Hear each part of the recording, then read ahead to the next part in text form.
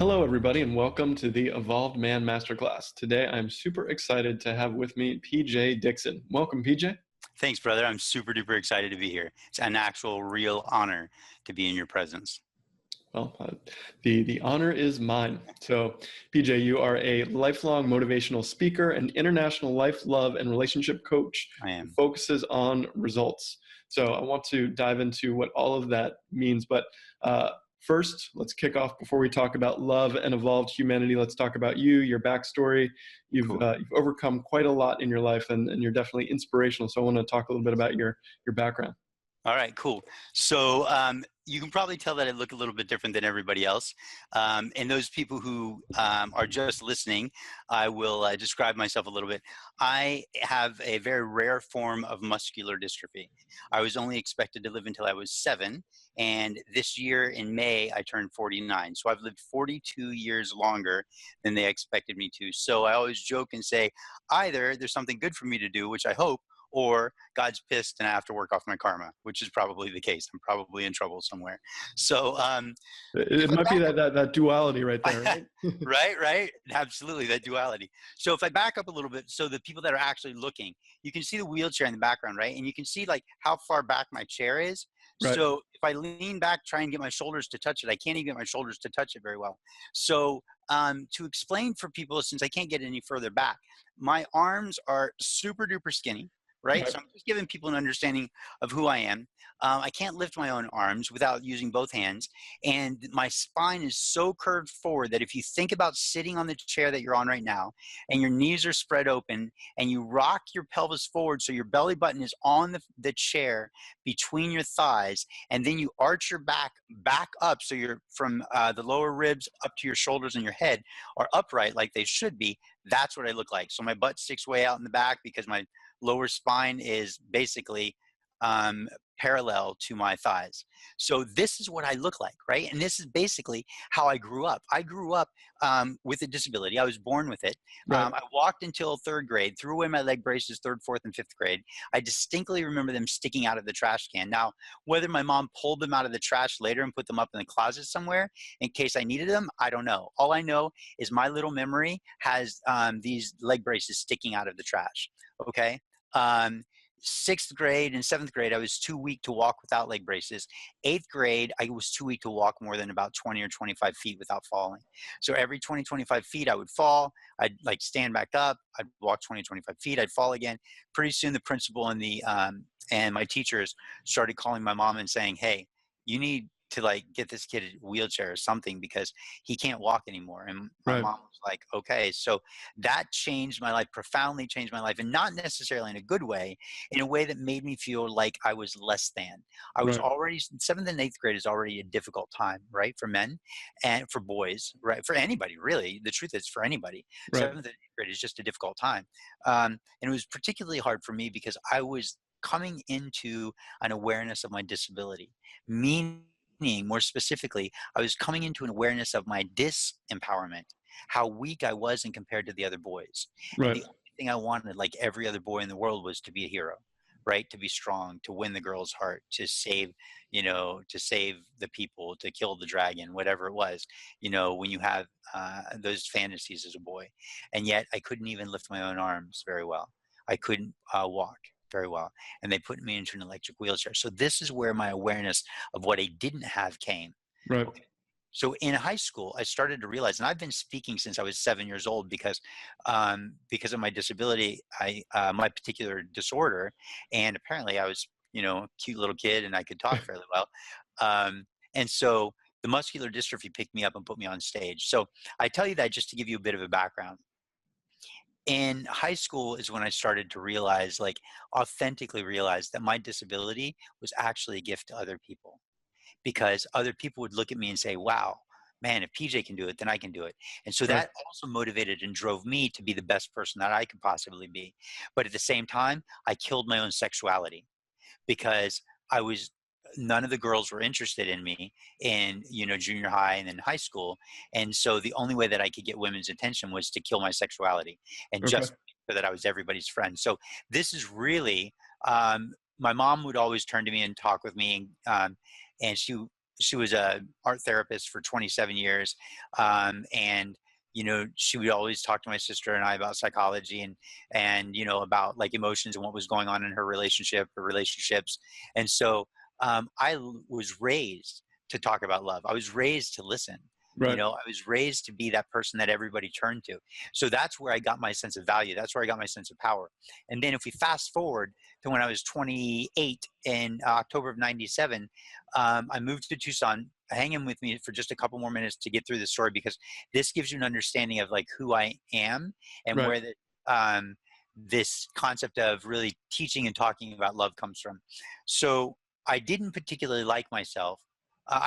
Let me rephrase that. I liked myself and I thought I was okay, but I didn't necessarily love myself. I was in this state where I was like love yourself. Like, what does that even mean? Like, love yourself? I don't even know what that means. I distinctly remember having this conversation with myself when I heard people say, you just need to learn to love yourself. You just need to learn to love yourself. Didn't make any sense to me.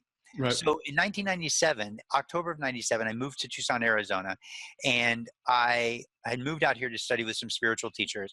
One of my teachers said, I want you to go home tonight and pray and just say, God, what do you want me to do with my life? And I said, sure, cool, I can do that. So I went back to my friend's house where I was staying. First night in Tucson, closed my eyes, said, God, I believe I moved to Tucson for a reason. What is it that you want me to do with my life? And I got still. And I've been meditating since I was 19. So Right. by this point, I've been meditating almost 10 years and 8 years, I guess. And so in that process, right, I sat and I said, God, what do you want me to do? And I got still. I got deeply, profoundly still. And when I got that still, all of a sudden, this pillar of golden light came through the ceiling, hit me in the top of the head, filled up my entire being, and said, love. There was one word, love. And in that moment, I was like, okay, cool, I can do that. I've been speaking for 20 years, and that's what I know. I know how to love the audience. I know how to love the people that I'm talking with. I know how to love somebody who's got a broken heart.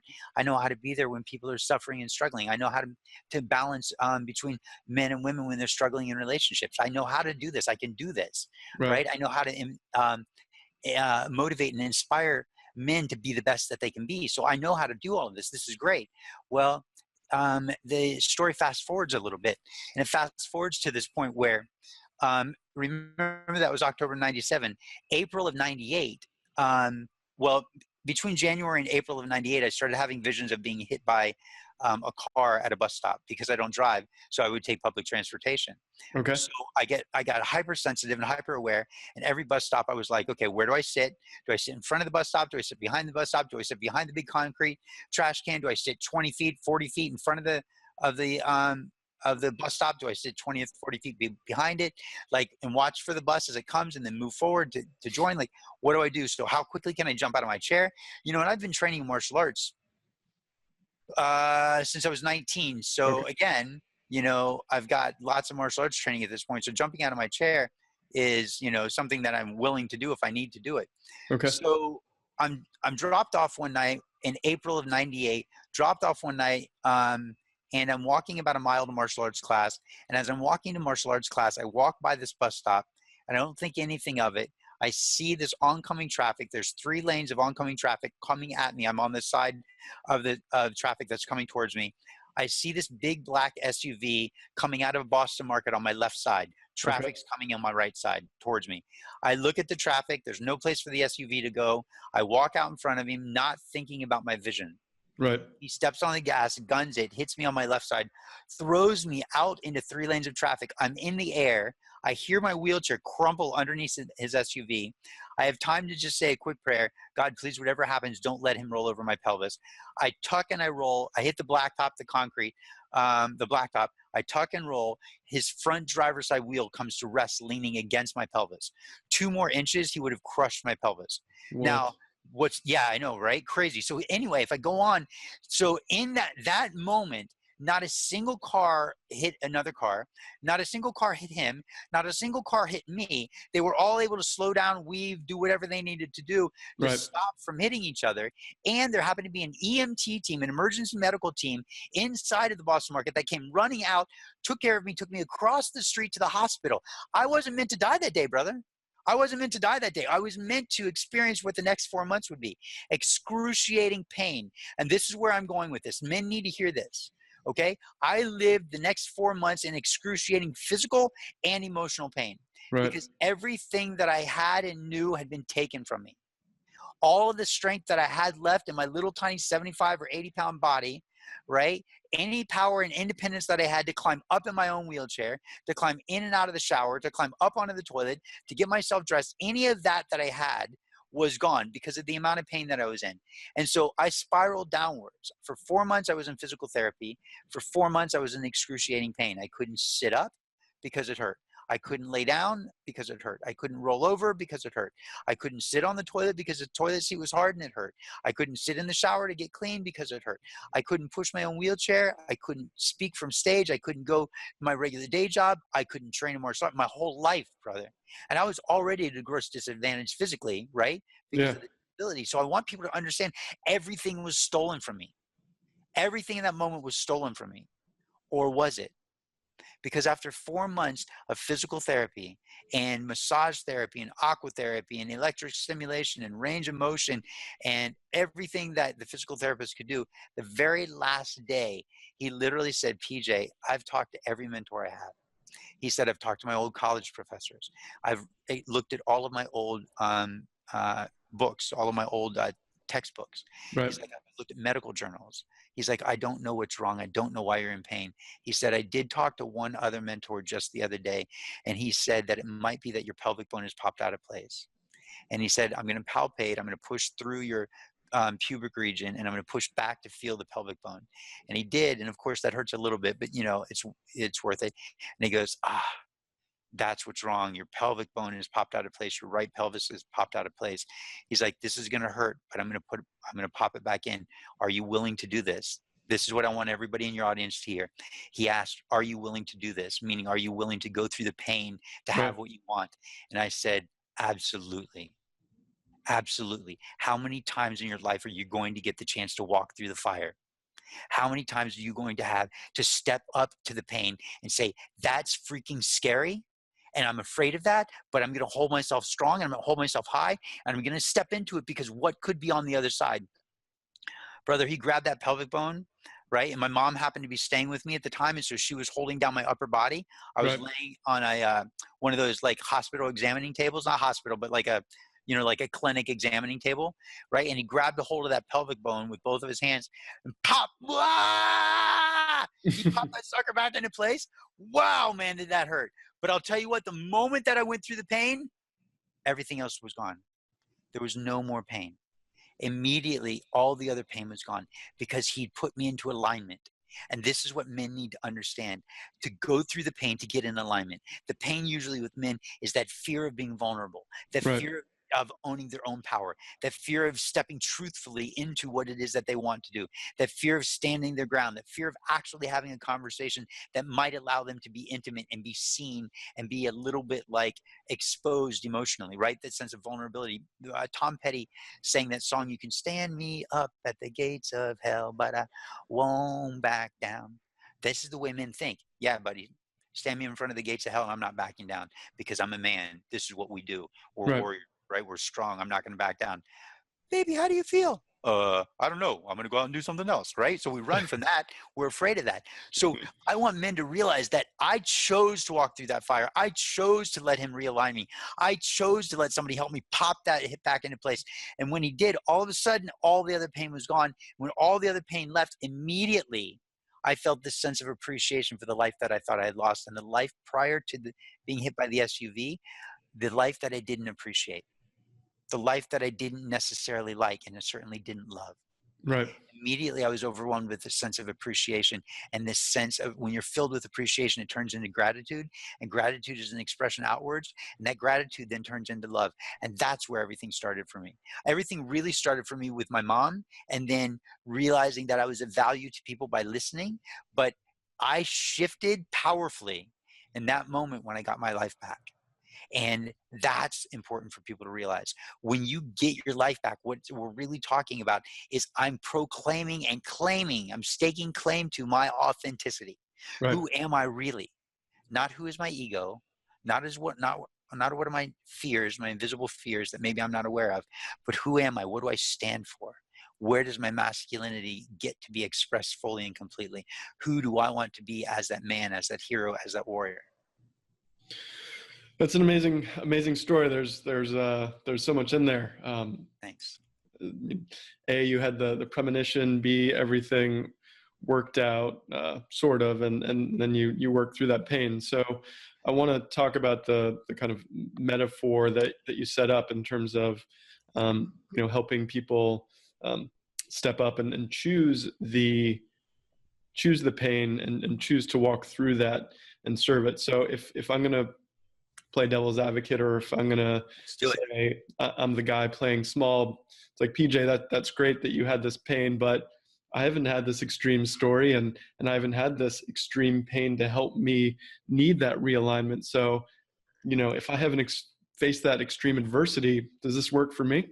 Absolutely works for you, because that pain that you face could be emotional. It could be fear. It could be concern about how you're showing up in the world. It could be loneliness. It could be, I'm not actually being authentic. I don't feel empowered. I don't feel like there's any masculine power in my body. I feel like I want to connect with my girlfriend, but I'm afraid to go intimate and deep because I'm afraid to let her see my sense of vulnerability, because as a man, I think that I'm supposed to be strong. It could come from that place of, I always fight with somebody because I feel like I always have to be right. All of these are your pain, right? People are like, oh my God, I can never do what you do. I shouldn't complain about what I'm going through because, I mean, look at your life. I'm like, my life's good. First of all, I'm not in any pain. Second of all, I value who I am, and I value the fact that I'm a disabled guy, because it allows me to experience and influence so many people at a different level. So your pain doesn't have to be mine. It doesn't have to be my journey. My hero's journey isn't your hero's journey. Right, You get to live authentically how yours is. So let's look at where you're not showing up in your life. Let's look at what you're afraid of. Let's look at what's not working for you. Let's look at where you're uncomfortable. Let's look at where you want to be, but you're not. Let's right, look at these things. These are where your gaps exist. These are where, this is where I am now, but that's where I want to be. Right? So what's in the gap from where I am now to where I want to be? That's your hero's journey, right? And usually what it is I'm standing on a mountaintop, or maybe a hillside, and I'm looking out across a valley and up another mountain, and over there is where I think I should be. right, Right. But the problem is sometimes we have to go down into the valley and climb back out.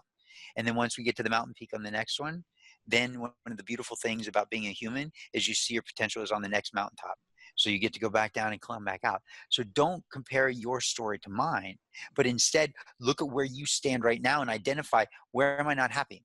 What do I right, really want to be doing? Ultimately, truthfully, where do I want to be living? Who do I want to be dating? How do I want to be showing up in the world? Is my bank account the way I want my bank account to be? Right? What is in your gap? What's stopping you? That's your journey. That's your dragon to slay. So, Ben, let me circle back very, very briefly. Remember when I told the story about the pillar of golden light coming through, hitting me in the top of the head, filling up my being, and saying the word love? I yes, I do. thought that in that moment, that was um, spirit, or the universe, however you want to define it, um, telling me to love other people.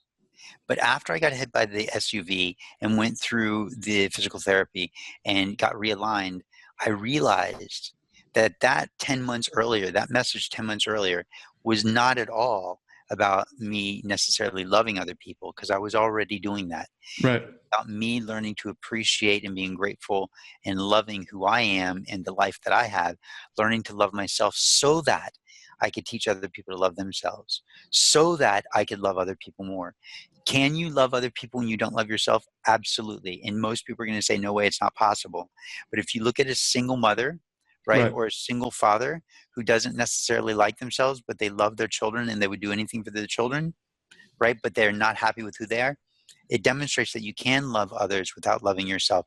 But can you love others more completely, more purely, more fully if you right, love yourself? Absolutely. And that's where it starts. If you're going to pour into your mom or your dad or your brother or your sister or your team or your employees, or your girlfriend or your wife or your children, learn to find inside of yourself the value that you bring as a man, and right, learn to love that masculine power that you have, and learn to use that masculine power to inspire, to protect, to provide, to lead, to guide, and also to be courageous enough to sit and listen, to be right, courageous enough to actually expose your own vulnerability, your own heart.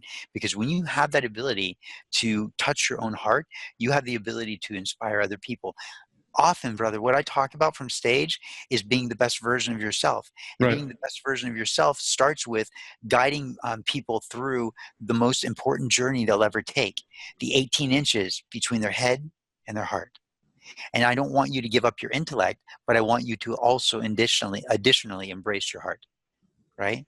We are Yep. physical, we are spiritual, we are emotional, we are intellectual, we are social. Let's bring all these together.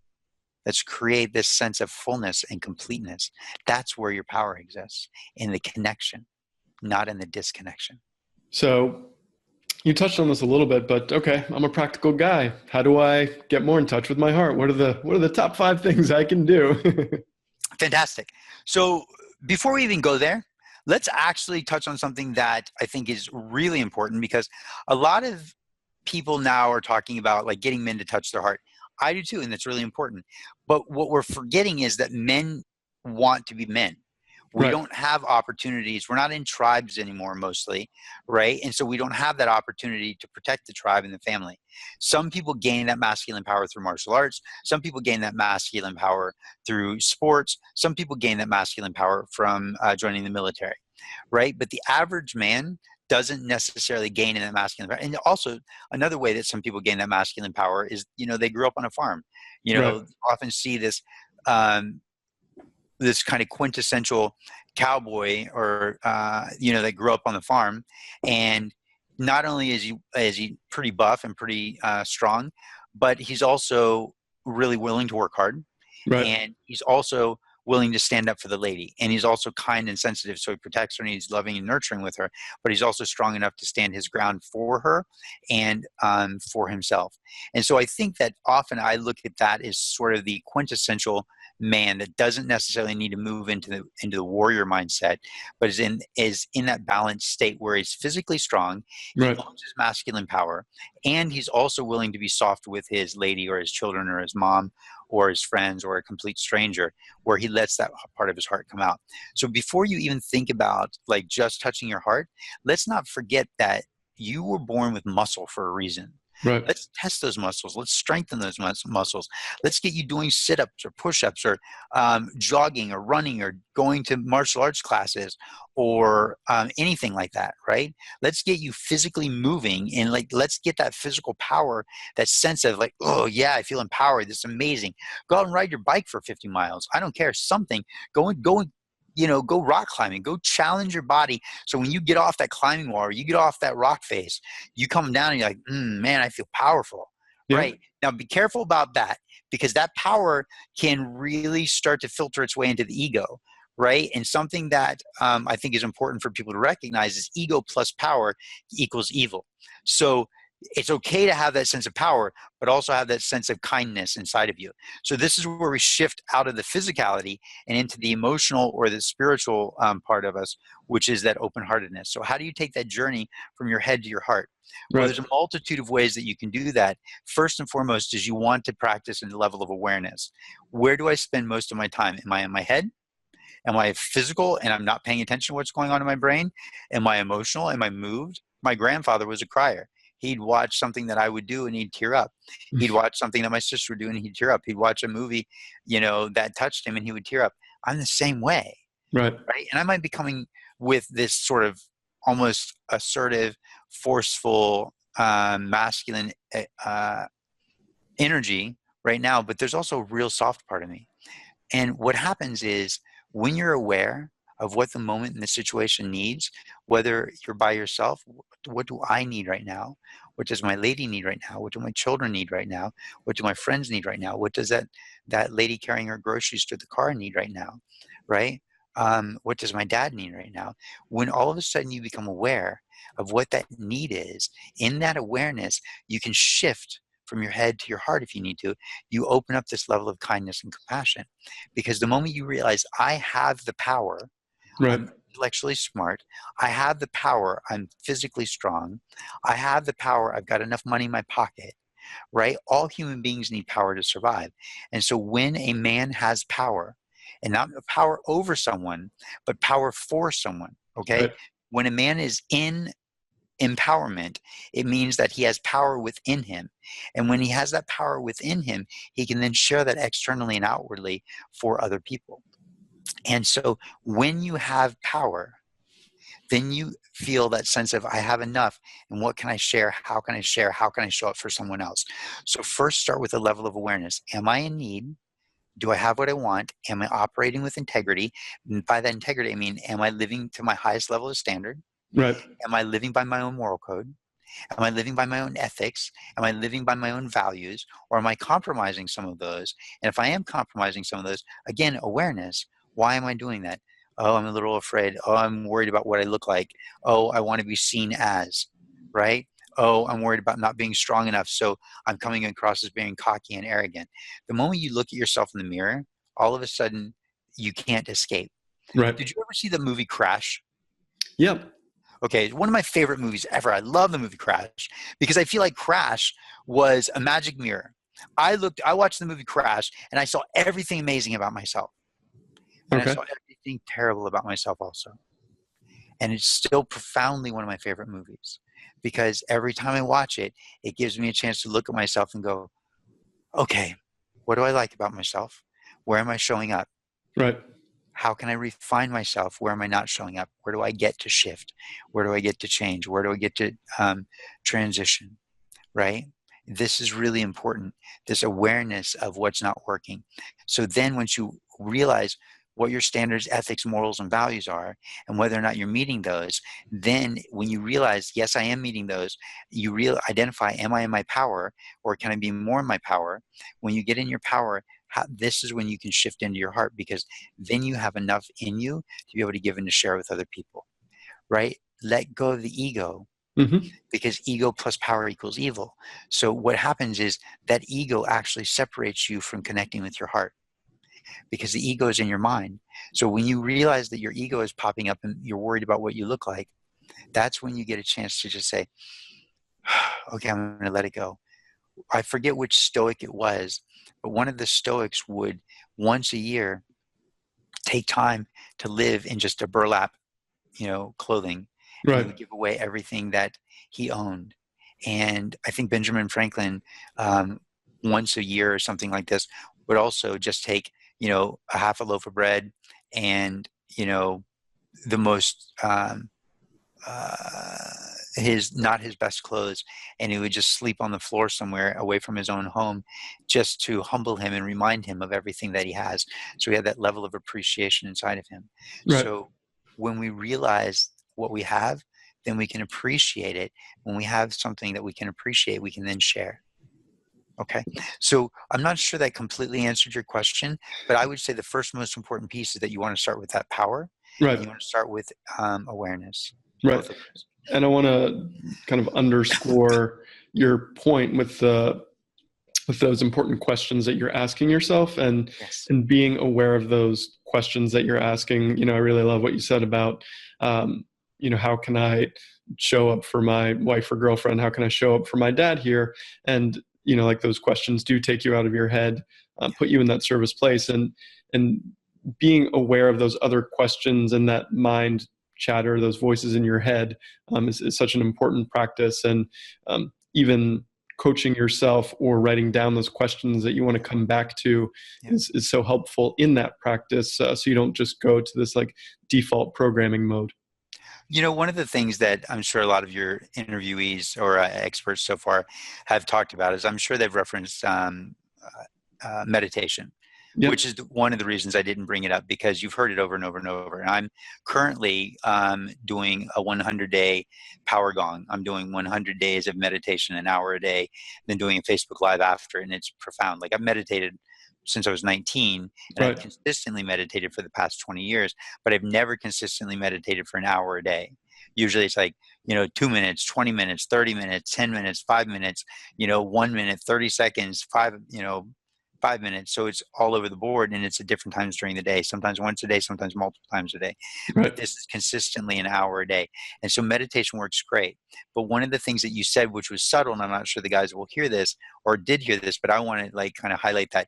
Grab a pen and paper. open up your computer, write down, if it connects with you more to pick up the pen and paper, do that. If it connects with you more to type it or to speak it into your phone, do that. But write down, what do you stand for? What do you believe in? What's non-negotiable in your life? If in your life you're like, no, we do not hurt women and children, that's a non-negotiable. That's your standard of living. So put that down. That's your ethics, right? That's your moral. That's your value. Write that down so you stand strong in that. Write these things down so you know who you are and what you absolutely profoundly and powerfully stand for.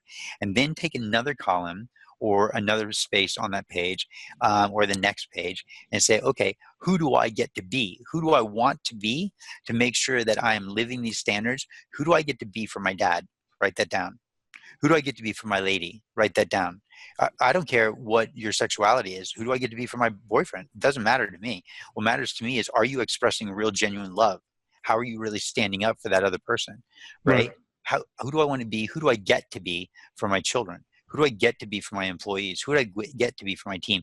And don't forget yourself. You should start with this one, but if you end with this one and it's fine, who do I get to be for myself?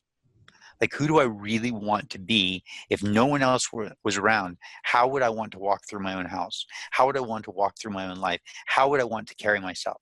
A friend of mine said to me yesterday, he said, you know what I've found lately, PJ, is I'm walking through my own home as if I'm being followed by my disciple. So he's walking with this mindset as a samurai, right? He's walking as if nobody's around. He lives by himself.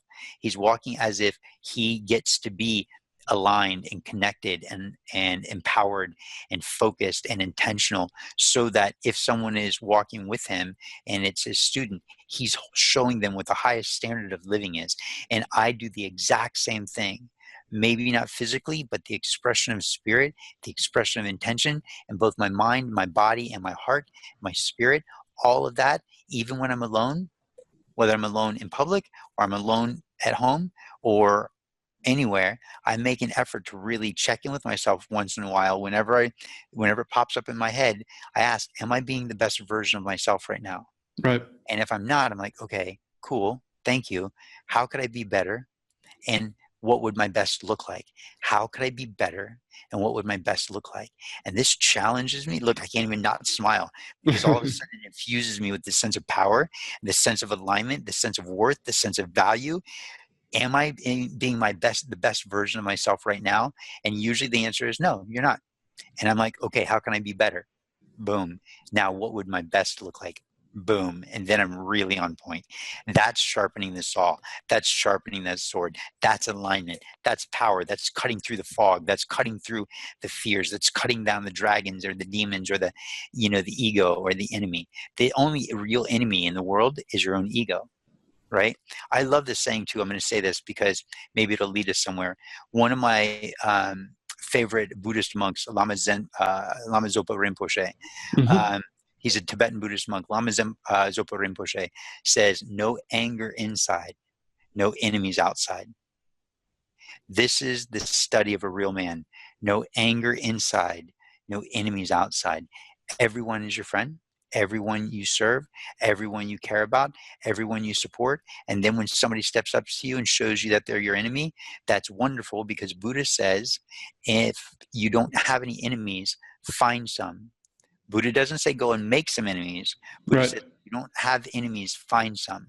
And what he's saying is, find someone who will challenge you so you can test your standards, your values, your morals, your ethics.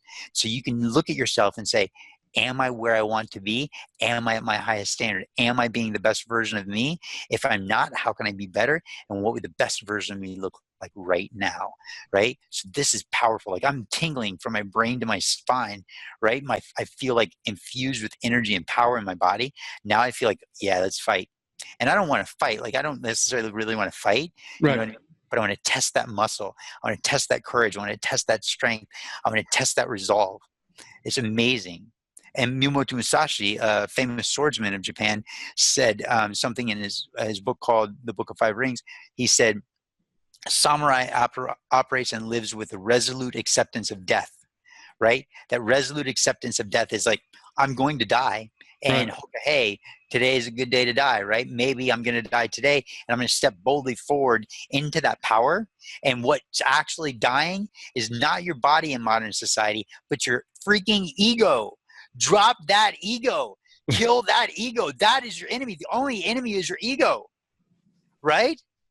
The adversary is your greatest teacher, right? So if you're wrestling and fighting and struggling with somebody, they're teaching you how you're being. They're teaching you how you can be, how you can be different. The ego is what's stopping you from learning. The ego is what stops you from growing and expanding. This is what's powerful, bro. Like, this is amazing, right? So there is no enemy outside. The enemy is inside. Anytime you're in agony, agon, the root of agony is agon, means to be at war with. When you are at war with yourself, that's because part of you wants to be one way. That's your authentic self. And the other part of you is your ego saying, no, we're going to do this and I'm going to be in control. No, you take that crap back. Take that back. You are a man. Everything in the universe is built on contrast.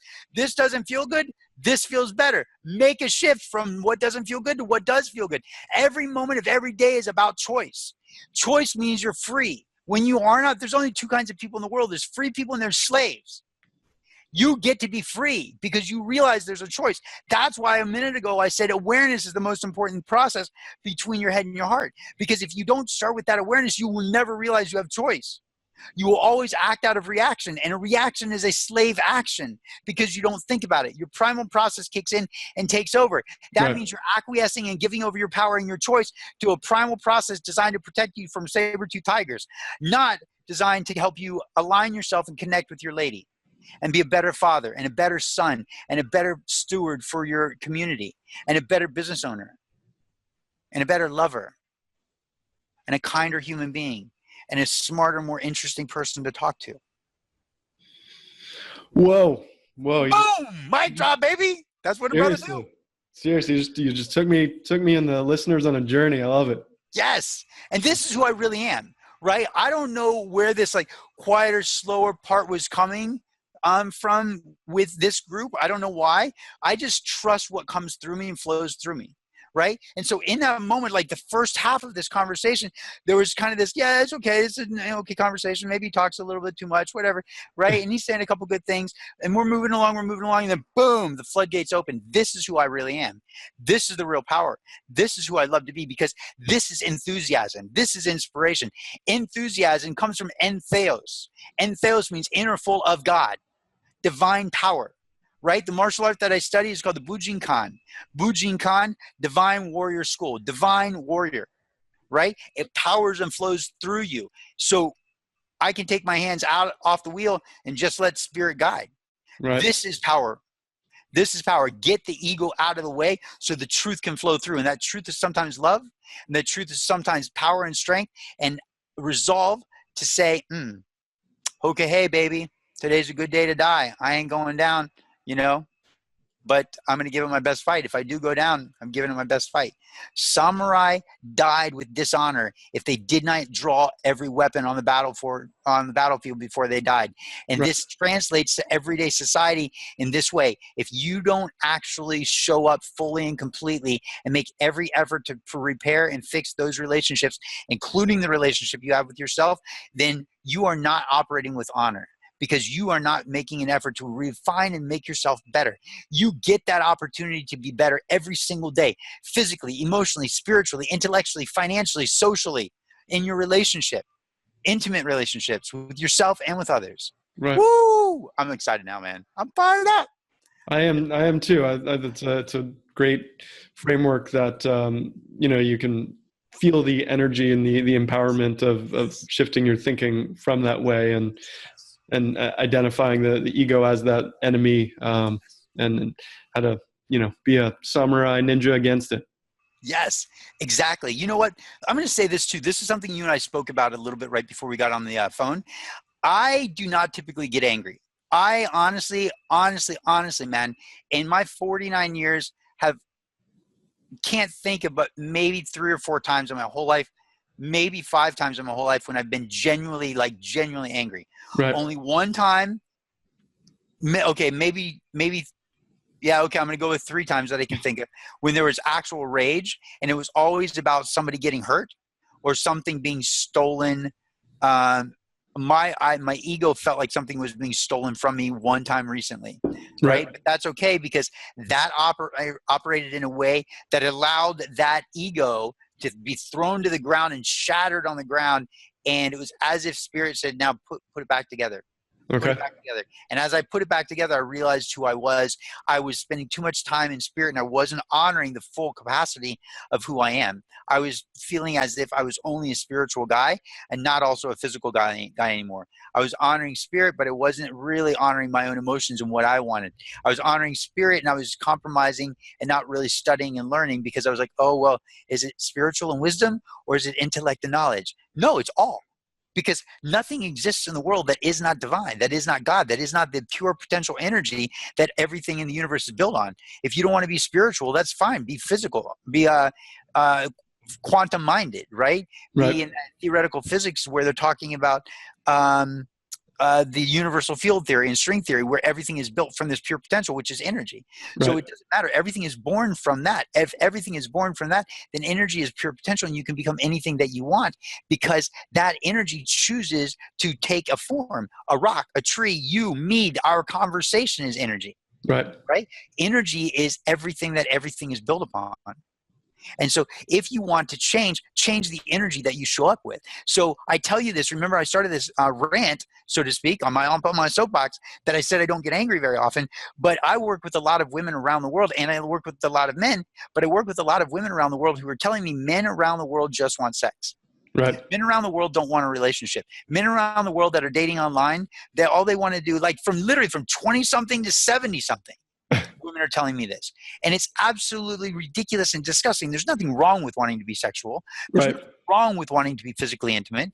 The problem is men get their power from taking, and women get their power from giving. And so Right. men aren't giving in the relationship when they could be. What they're doing is they're just being overtly sexual, and they want to basically take something from her to get his own pleasure. It's not about giving to her. It's not about the act of making love anymore. It's not about the act of showing up and being a good man. These are adult males. They're not men.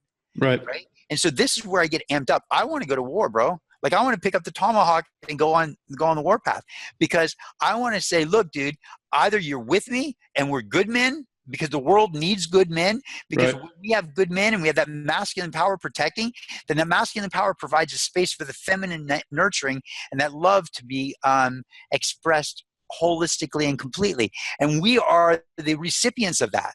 But when we go in and we try to take, the women shut down their femininity to protect themselves. They push against and they turn on their masculinity. Now we're losing that critical component of feminine nature, Right. right? And the women have that softness that allows a man to soften. But sometimes a man is so wrapped up in his ego and so wrapped up in what he wants that he's not taking into consideration how he balances or doesn't balance, or takes out of balance the rest of the world. So I want to stand up against these men, and I want to lift other men up. And these men that we're standing against, I want to say, dude, you got two choices, right? You can get kicked off the island, or you can join us. But when you join us, you become a good man, or you get kicked out, Right. right? Because there's only two kinds of people in the world. There's free people and there's slaves. And I'm not going to let you make our women slaves. Right?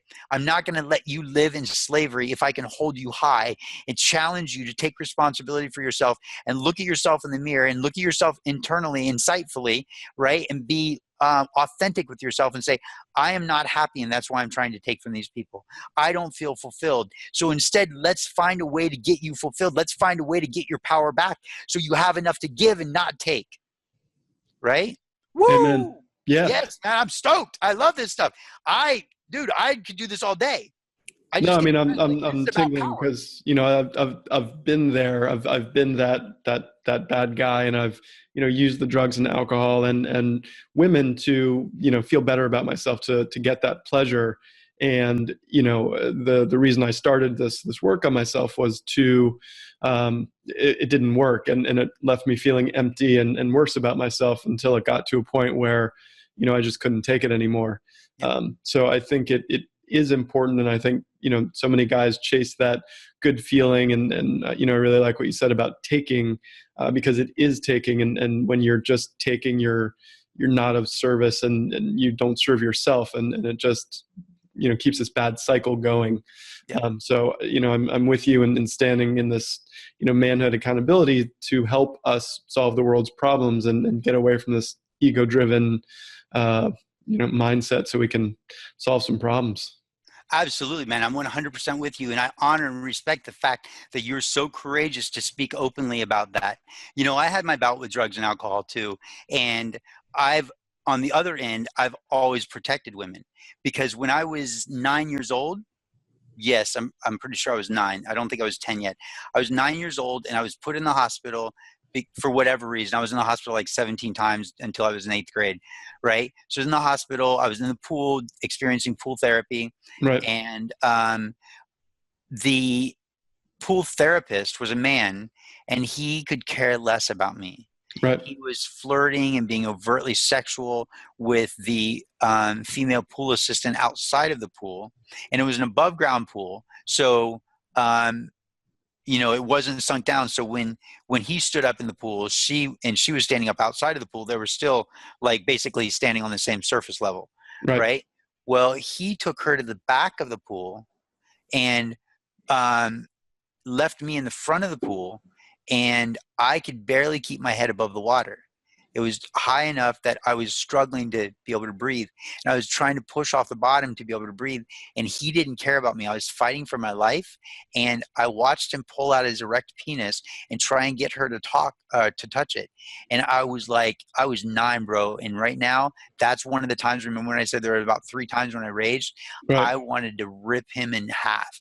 I wanted to destroy him and tear him apart because you don't do that to women. She was clearly uncomfortable.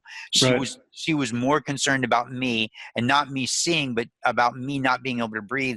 And he was like, he'll be fine. I don't care. He'll be fine. I'll go and get him if he needs it. Right. And I don't even know if he said those words, but that was kind of the attitude.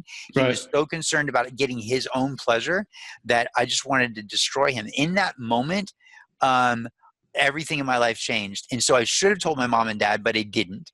Right? Or I should have told somebody at the hospital, but I didn't. I told 2 of my little friends. And when I told 2 of my little friends, they told their parents, which they should have.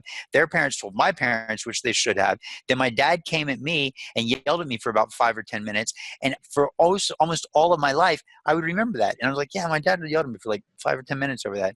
Wow. Why does that keep coming up? I mean, because dude, I got yelled at before. It's no big deal, right? But why does that particular thing bother me? So I went to explore it because that's what we do as men. That's what we do as human beings that are in an evolutionary process. We want to grow. We want to get better. And so in that process, I realized, and this is only like not even 6 months ago. Maybe it's close to 6 months ago, right? Probably close to 6 months ago when I had this epiphany. And I was at a leadership retreat, and they said, "Hey, okay, go and journal about some, a really traumatic experience in your life." And I was like, I don't have traumatic experiences in my life. My life's been amazing. And so I was like, all right, well, I'll journal about this because it keeps coming up and I don't know why it comes up. So I'll just journal about this. So I journaled about it. I was like, okay, am I going to journal about my dad? And I was like, well, before I journal about my dad, I should journal about what my dad yelled at me for. So I journaled about what this dude did to this woman, right? And how I felt. And then it rolled over into what my dad did to me, re-victimizing me, right? By yelling at me and then taking my power away. Right? Instead of empowering me and saying, "Hey son, how did that make you feel? What would you have liked to have done? Who could you have told?" And giving me some guidance about how to grow up to be a man. Right? He missed a prime opportunity to empower his son. Instead, he made an effort to take my power. In both of those moments, I shifted my brain and my way of thinking about the world so deeply and profoundly. And I study a lot of brain chemistry and neurolinguistic programming and neuroplasticity and all of that. So I was able to go back and look at how I shifted my brain and turned myself in a completely different direction and became a different human being. And that's when I turned off my sexuality.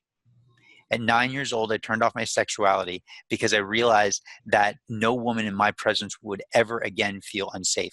And consequently, I wound up teaching women self-defense courses. Consequently, I wound up being single most of my life, right? Now, I'm not always single now, right? But that's because I've shifted. Right. And I'm in a completely different state of mind now than I used to be.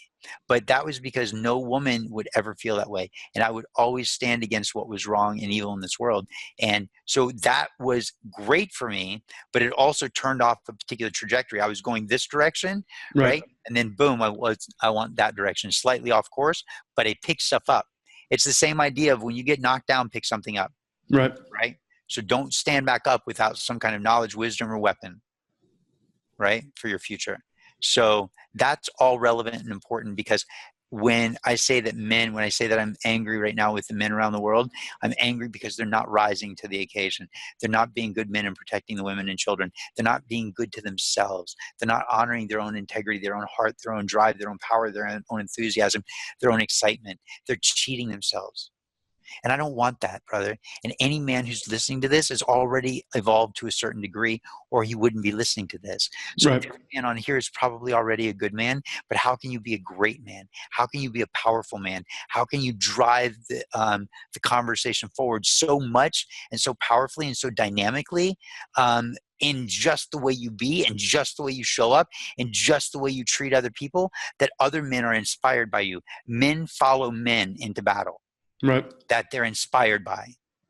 So inspire them into battle against themselves. Remember Agon, to be at war with your ego versus your authentic self. Who do I really want to be in that empowered state? Who am I when I feel weak and overwhelmed and not valuable and not worthy and unloved? Right? This is not a good place to be. And when you mentioned, this is the last thing I'm going to say, and sorry, I'm not actually, you know what? I'm not sorry, brother. I Don't know be I'm on a sorry. roll. I'm stoked. I'm like pumped up. I'm pouring everything I can into you guys. When you said a minute ago, you're like, yeah, I use the sex and the alcohol and the drugs and using women to kind of get rid of the pain. What we're really saying, and I want everybody to realize this, is we're anesthetizing ourselves. Right. Right? We're anesthetizing ourselves so that hole that's inside of us, we don't feel the hole when we're anesthetized during the sex because it feels good, because of the alcohol and the drugs because it feels good. We are, that pain is being taken away for a moment so that hole can be torn bigger. And that means that we show up as less of a man. Right. And then we anesthetize ourselves again, and that hole gets torn bigger, and we show up as less of a man. And so the more you get involved in just sex for the sake of your own pleasure versus making love and giving and being a loving partner with the woman that you're with, she does not necessarily have to be your girlfriend or your wife, right? Right. If you've got a girlfriend or wife, I hope you're not, cheating. That's not what I'm saying. Unless you guys are in an agreed upon open relationship, which is totally up to you. But make sure it's agreed upon. But what I'm saying is that any woman that you come together with, you want to make sure that you're pouring that love into, right? And if what you're doing is drinking and using the drugs or the sex as a way of just getting rid of the pain, it's only going to make the pain worse on the back end. Instead, become aware of where that pain is coming from. Why do you feel weak? Why do you feel disempowered? Why do you feel unworthy? Why do you feel like you lack value? Where has your leadership gone? Why don't you feel physically empowered? Why don't you feel smart enough? Why don't you feel good enough? Why don't you feel worthy? So once you start to become aware of Right. where that's coming from, then you can go back and fix that. Okay? That's the process of healing. That's the process. And healing means to be made whole. Heal comes from halo, and halo means to make whole or complete. And so you are not whole because you have a hole. But once you fill that hole, once you heal that hole, all of a sudden you are whole, you are complete. And when you are complete and full and empowered, and you can share and give and show up as the man you want to be. Don't you like yourself better now, brother, than you did, say, what, 3, 4, 5 years ago? Definitely. Why? Why do you like yourself better? Um, there is less of that internal critic. There is more alignment with where I want to go, and more walking into fear of playing a bigger game and serving the world. So there's more alignment with who I am authentically. Yep. And doesn't that feel right? It does. It does. And in addition, it also is this evolving, Yes. like you were saying, kind of war with the ego that, Yes. I'm still have a ways to go, and that is an interesting journey and battle that is where all the gold lies. Yes. And you know what? Just look at them as challenges. Men like challenges, right? Right. We love to climb because we love the challenge. We love to hike because we love the challenge. You know, how fun would it to be out on a hike and you actually have to crawl over and climb over boulders, right? Right. Why do we wrestle with each other? Because we like the challenge. We want to get stronger. So anytime that pops up, we're like, okay, cool. I see the ego there. All right, what's on the other side? What's the man on the other side? Who's the man on the other side? Cool. How do I get to that man? Right? How do I destroy this obstacle? How do I release the resistance, let go of my limiting beliefs, or overcome the obstacle? Do I blow it up? Do I walk around it? Do I get smarter and go under it? Do I climb over it? Do I partner with a team to go over it and bring everybody over? But all I care about is how do I get to be the man on the other side of that, right? And so instead of seeing it as, oh, this is so rough, no, it's just another challenge. Smile into it. Lean into it. Get excited about it. Like, this is fantastic. This makes me stronger. Resistance and resistance is what creates the power. Right. Don't have resistance, you don't get stronger. So resistance is a gift from the universe to allow you to become more and more and more powerful. All right. All right. I like that frame a lot, and I think, I was just in the gym earlier, so it's a nice metaphor that people can wrap their head around. Right, it resonates, right? Yep. All right. I mean, I think that's a great place to land the plane. Do you think there's anything that we missed that we need to touch on before we wrap up? I'm going to be quiet for a minute. I'm going to close my eyes for a second because I want to let it flow through me instead of from me. Okay? So give me just a couple of seconds. Where in your life do you want to go to war with yourself? Where in your life do you want to release the resistance? Where in your life do you want to fall in love with yourself again? Where in your life do you want to forgive yourself? Where in your life do you want to step forward and become the man that you were born to be? When you identify that man, that hero, that warrior, when you identify the stand that you want to take and the way you want to truthfully be seen in the world, that's when you get to start chipping away the pieces that don't belong, letting go of the things and the behaviors and the thoughts and the ways of showing up that don't serve you, and really start to expose the real, true, dynamic, powerful, loving, kind, courteous, courageous you. So don't be afraid to step into that power. Don't be afraid to see yourself as you want to see yourself. And don't be afraid to ask yourself, okay, if I'm not the best version of myself right now, how do I get better? And then what does the best version look like? And let that best version be the guide, the compass, the direction. Let that best version call you forward and pull you forward and be excited every step of the way to get closer and closer to becoming the man that you really want yourself to be. Don't question it, become it. Woo. Amen. Amen. Getting the chills. All right. Really appreciate all the wisdom that you've shared and the energy and the heart that you've brought today. It is palpable. Thank you. So thank you. It's absolutely 100% my pleasure. Gentlemen that are out there, even though I don't know you, I love you. I have mad love for you. I have mad respect for you. And I also have a challenge for you. Stand up for yourself so you can stand up for those that you love. All right. And I believe you've got an offering for the audience. Sure, absolutely. Any gentleman who would actually like to have a conversation with me because they're struggling with how to figure out how to get past that, there's a link that's probably in their email. Yes, Ben? Yep. Just click the link, sign up for a 20-minute call. It's called Discovering True Love Conversation. Don't be thrown off by that. It was, I primarily started working with women like 3 years ago, and I've just never changed the name. But the truth is the truth. It's always still about love, right? Just because we're masculine and they're feminine doesn't mean that it's not still about love. It's just the expression of love happens slightly differently. So get on a 20-minute call with me. Let's explore who you are and what's going on with you. What are your roadblocks? What's in your way? And how do we get you through those? Okay. I am your partner. I am your friend, and I am your confidant. And let's do this together. You don't have to do it alone. All right. It's a great place to say goodbye, and thank you once again. Really appreciate it. My pleasure, Ben. My pleasure, and I genuinely mean that. Thank you for this opportunity, gentlemen. I love you. Go out and be good men. Make me proud. More importantly, make the women that you're with proud. Actually, you know what? Can I say one more thing? It's Please. literally a quick, like sort of poem or quote. I love this. A good man does not make his woman jealous. A good man makes his woman's friends jealous. Juicy and delicious. A good man does not make his woman jealous. A good man makes his woman's friends jealous. Where they're like, oh my God, I wish I had a man like yours. And you're like, yeah, baby, you know you got me. I'm there for you. Sorry, That's I don't know right. why I had to get all crazy. I love it. Right? So instead, be the best possible man you can be. Let other people look at you and go, gosh, I wish my dad was like yours. Gosh, I wish my husband was like you or was like him. Gosh, you know, I wish that my boss was as good as your boss. Right? So be the best version of you and All you'll be right. fine. Cool? Yeah.